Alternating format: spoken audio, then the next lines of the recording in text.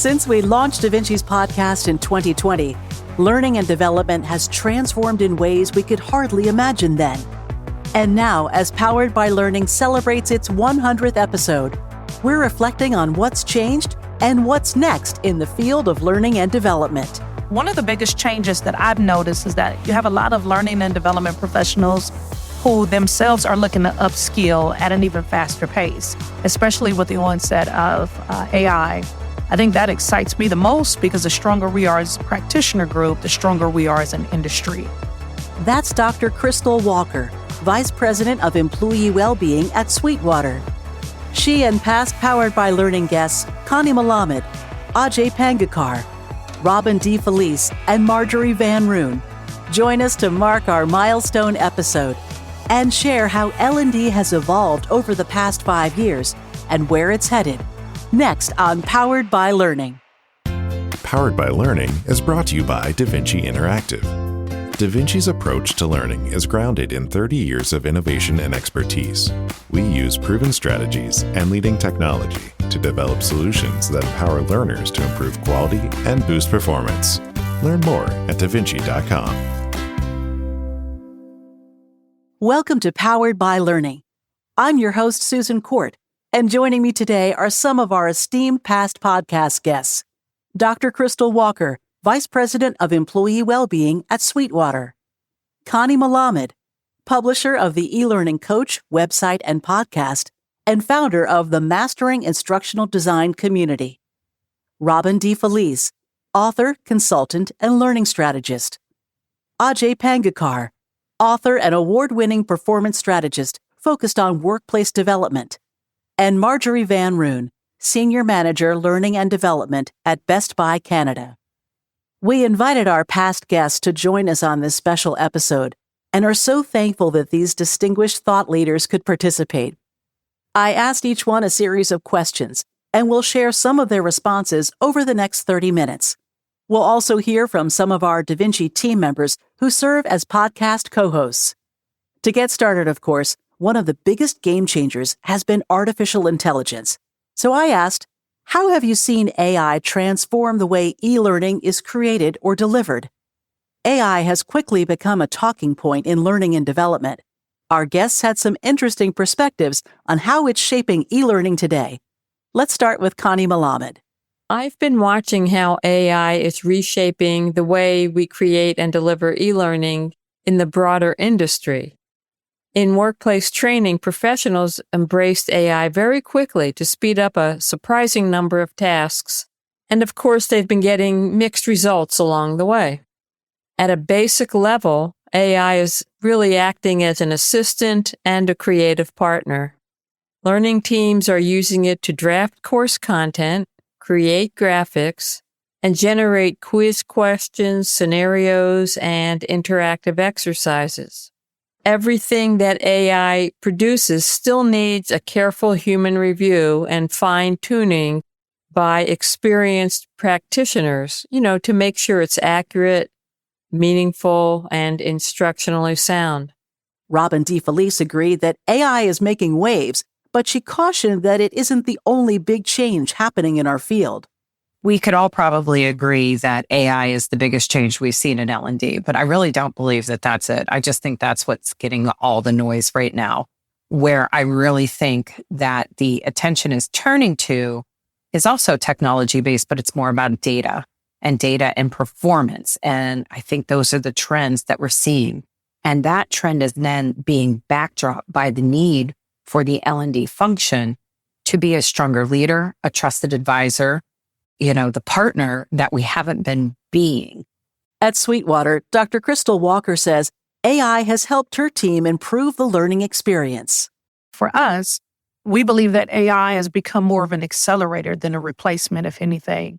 It actually helps us to get the basics down pretty quickly. So whether that's creating mini lectures, a toolkit, a participant workbook, or a facilitator guide, for example, we see AI as allowing us to free up most of our team's time to focus on more of the human side of the learning experience. If we may need to go in and add content or personal stories or personal anecdotes that really can connect the real world application of the training to the learning experience so that it all resonates better with the learner, that's a win for us. So I think in summary, AI for us gets us to a good place really, really fast so that we can spare more time and energy making the learning great. AI is helping Best Buy Canada make learning great, but it has its pros and cons, according to Marjorie Van Roon. When it comes to creating and delivering e-learning in our organization, AI has been both a boon and a bit of a letdown. On the bright side, AI is an excellent brainstorming partner. It often suggests different ways to structure a topic. Sometimes it offers great perspectives that we might not have considered. Also really great at editing and refining content. In fact, I used it today to help me refine my answers for the podcast. Most of the tools we use to create e-learning now come with AI integration, making the process seamless.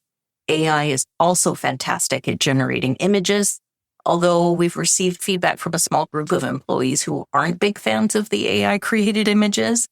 It's worth noting that AI can have really strong biases in both image and content creation, which can be a hurdle when we're trying to go for diversity. Being in Canada, we need to offer all of our training in both English and French. AI has significantly sped up the translation times, though again, we need to make sure that we're still reviewing and editing the translations to ensure accuracy. However, AI still isn't a magic bullet. I wouldn't rely on it to create a course from start to finish, as it still tends to hallucinate, and we always need to fact check.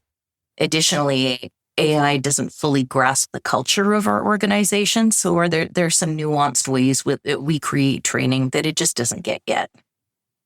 The second question we asked our guests is, what's one way you think AI will change how we design or personalize learning experiences in the next few years? Our guests highlighted personalization and freeing up time for more strategic work. Ajay Pangarkar says that AI will handle routine tasks so learning leaders can focus on higher value contributions. Well, the changes that I see happening with AI in L&D is that, like a lot of professions, it's going to eliminate the fundamental tasks that we do day in and day out, which to me, I believe is a good thing because it's going to push us as a community to be higher level thinkers, meaning that we have to look at driving value in a new way into the future and how it affects the organization. And that being said, AI will take the rote responsibilities that sort of bog down our time and give us opportunity to create some really valuable experiences within the organization and dare I say, targeted ones as well. Now, AI can also help us and supplement that help to allow us to target the right areas. So as AI grows in smartness, if you want to call it, in intelligence over time, I believe we're going to see a lot of partnership with AI. L&D and AI will come together to really show some interesting things that will happen within the organization and help us focus our efforts and think at a higher level and deliver at a higher level. And of course, reduce waste of time in areas that we really should not be paying attention to. Connie Malamed added that AI is already helping to personalize learning in new ways. What's really interesting is that at a more advanced level, people are finding new ways to personalize learning, like creating chatbots with specialized knowledge. Learners can then ask the chatbot questions, get answers, and interact for personalized help. Another more advanced use I'm seeing is non-coders experimenting with extensions and plugins for authoring platforms using AI tools that will create code, like Lovable and Replit.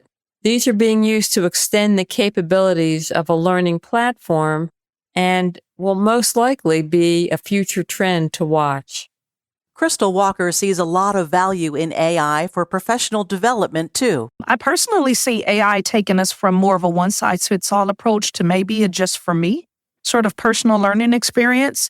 So if you were to imagine, a learner being greeted by an avatar that kind of reflects their style, or having a virtual coach walk them through how to apply the skills after the training, and I think those are the benefits and ways that we can incorporate AI. You can also tailor those personal avatars to the learning type. So if it's a leadership development training, for example, you might have a senior leader who can have an AI avatar created for them and their image. Imagine having that as opposed to having them try to find time on their calendar to greet learners as they embark upon this learning journey. So I think things like that, being able to personalize learning as much as we could and having that sort of coaching once the training has concluded to make it stick is where I see AI making the biggest impact for us, at least. It's a great way to leverage this technology so that we can make the learning more personal for our learners and then still have a root in what we know that actually works. Marjorie Van Roon shares how some of the AI tools are supporting their training initiatives.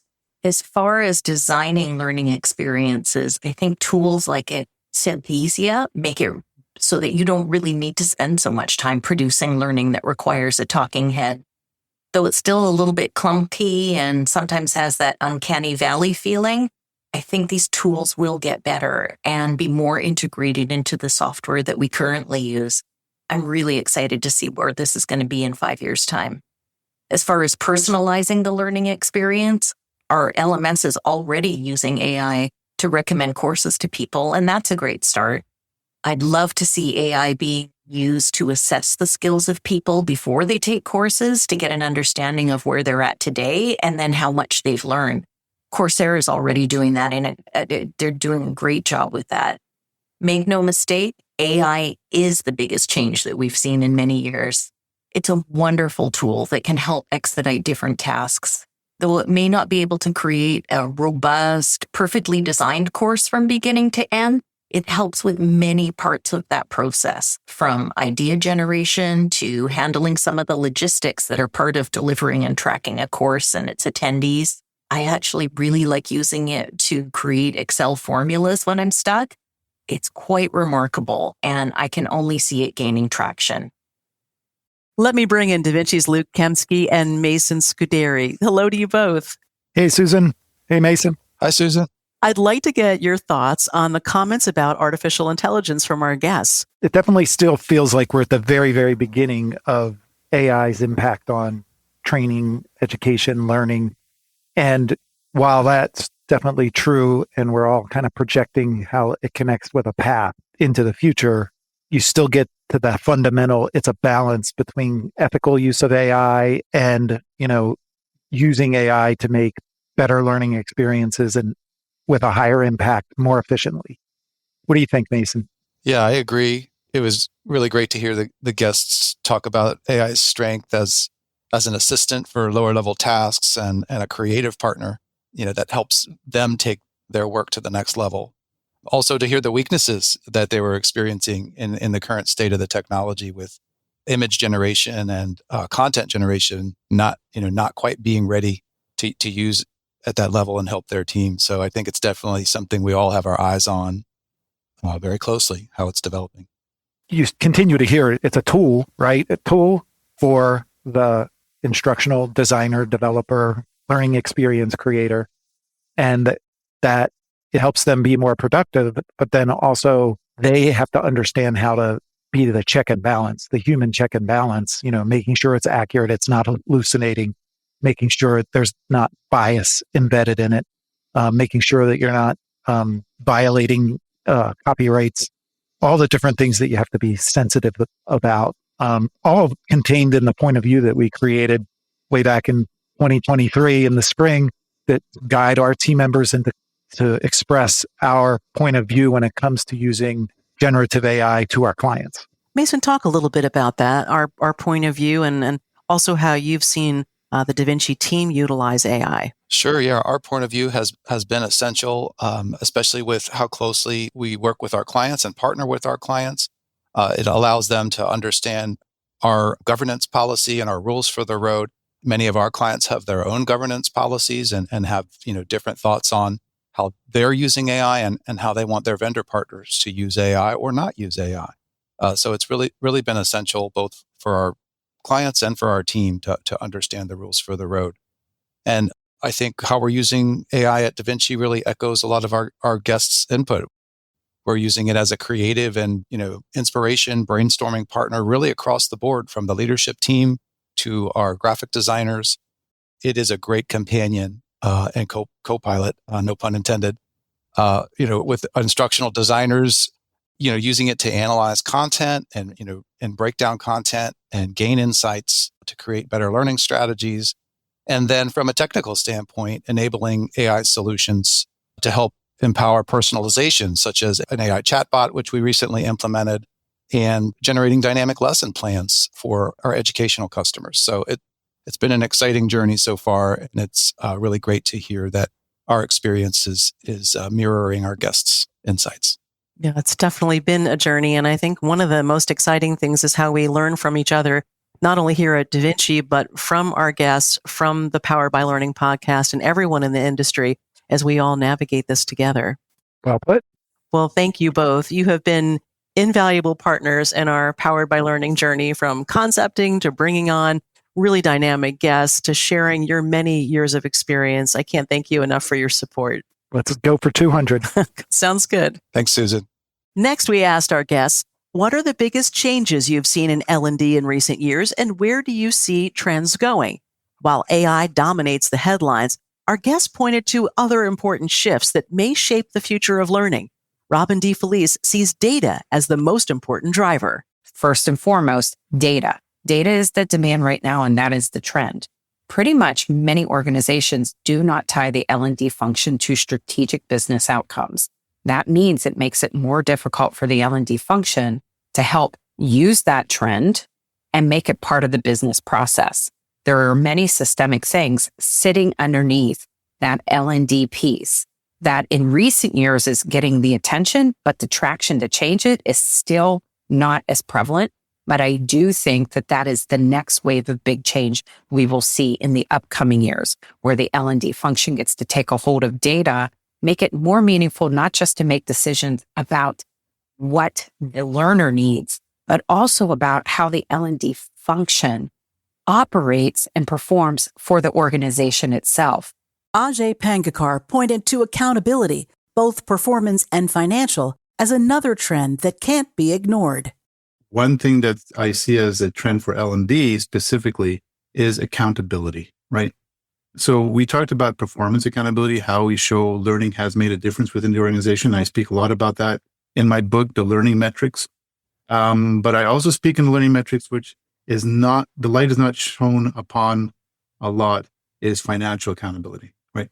How do we play in the world of the numbers and the money within the organization?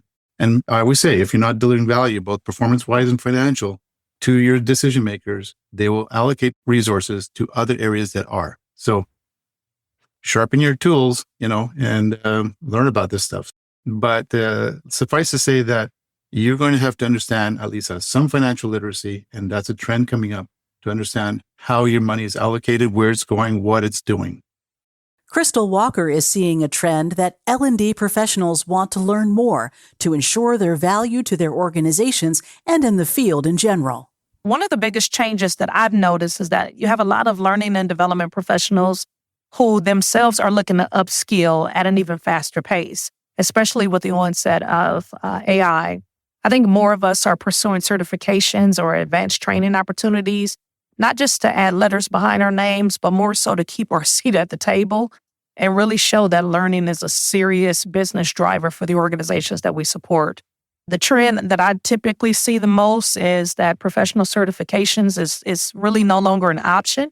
It's actually becoming a standard in our field, especially if you want to be a sought-after thought leader in the learning and development space. And honestly, I think that excites me the most, because the stronger we are as a practitioner group, the stronger we are as an industry.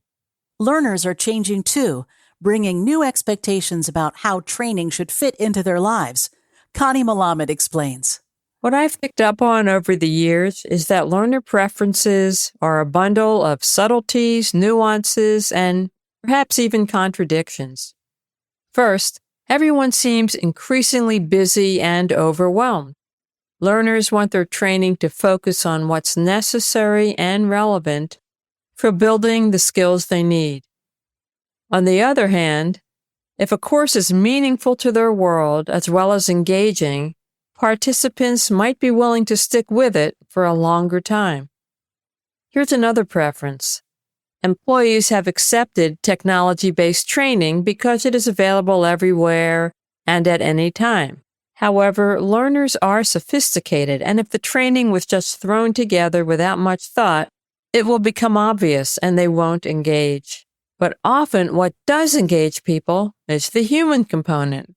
Perhaps a course with a facilitator who provides a safe space for learning, interesting discussions, and a friendly cohort. People are complicated.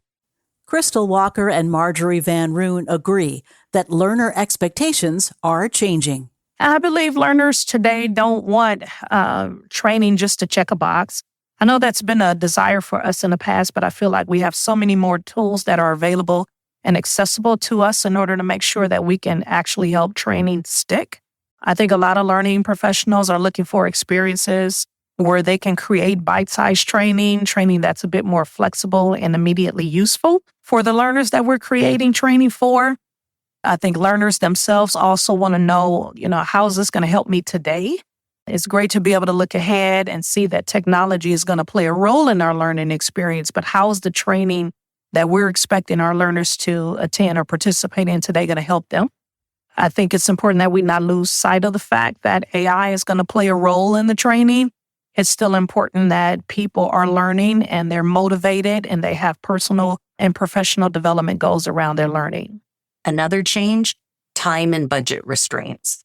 We need to be mindful of how much training we expect our employees to complete.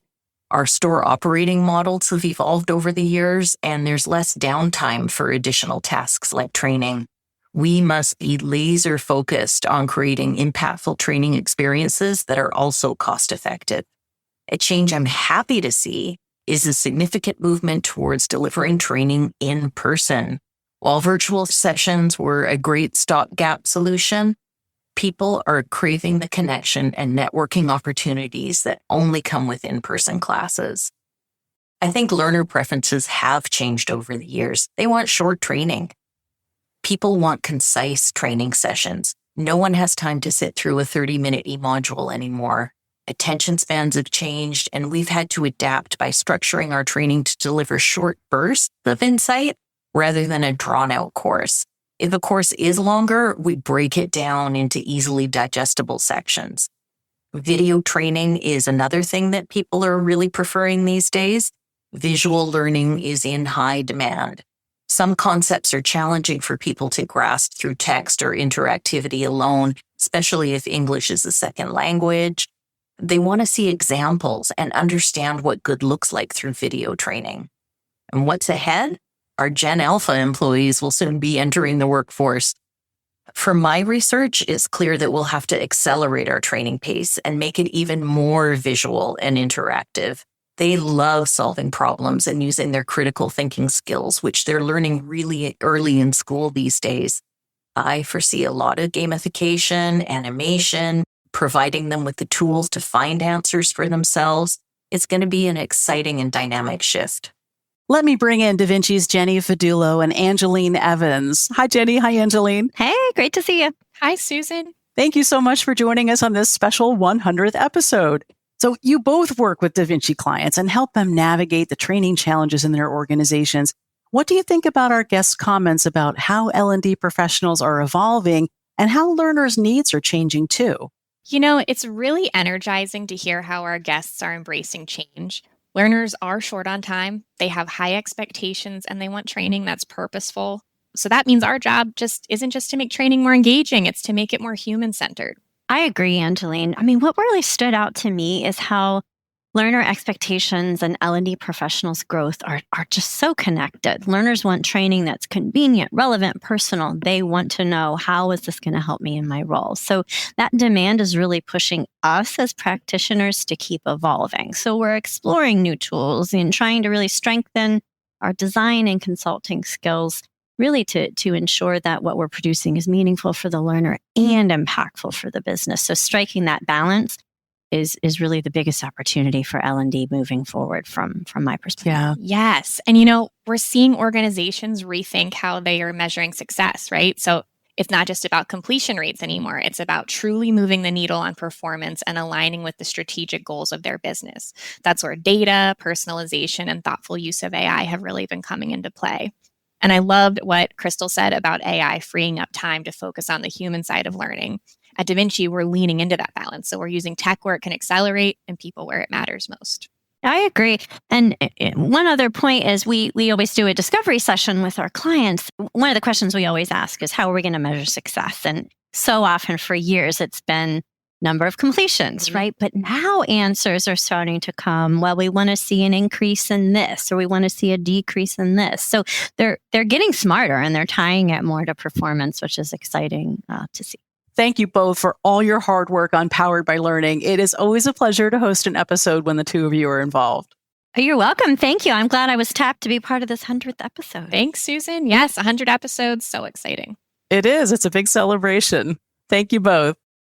Next, we asked our guests about the industry trends that most excite them. Let's first hear from Robyn DeFelice. We're being asked to use the data, but we haven't been given the time or opportunity to be able to build the capabilities towards being able to use that data really effectively, not just to tell you about the learner, but how to make good business decisions as an L&D function. So I'm super excited about data being a trend and a demand for it. What I'm really hoping is that L&D comes alongside that demand and says, that's great, we want to do that for you, but here's all the things that we need to help us make sure that we're doing this right for you and you're not getting half of what you need. I think that's the really important piece, and that's why it's so exciting. Because those are the things that I love to do. I think this is where we're going to start shining really bright, because there's so many people that I've worked with in the last year that I'm telling you, they're sitting there waiting. They've got their data. They've got the story. They just don't have leadership and stakeholders that have been willing to listen. Kristal Walker is looking forward to a greater emphasis on competency models. I see more and more organizations, including our organization, actually developing these proprietary models that actually go beyond just a simple list of skills. I think competency models are great for defining what success looks like in our learning cultures.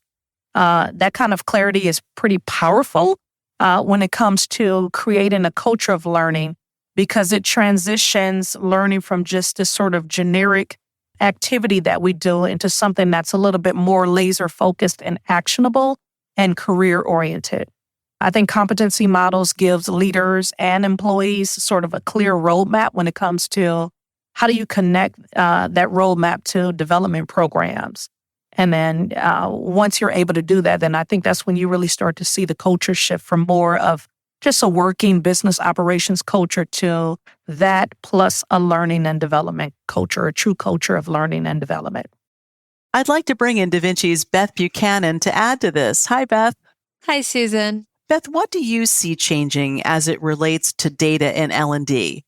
That's a great question. What I see changing most in L&D is how we're using data in real time. And I know we've been doing that for a while, but it is still something that gets better and better all the time. So instead of waiting till the end to measure effectiveness, we can see how people are engaging as they learn, right? Where they're struggling, what's sticking.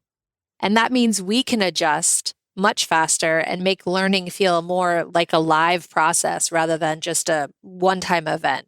And then the other big shift is how AI is shaping all of this, right? So data is helping us really become predictive rather than reactive. And I can give you an example of that with competency mapping. So, competency mapping used to be a very static exercise.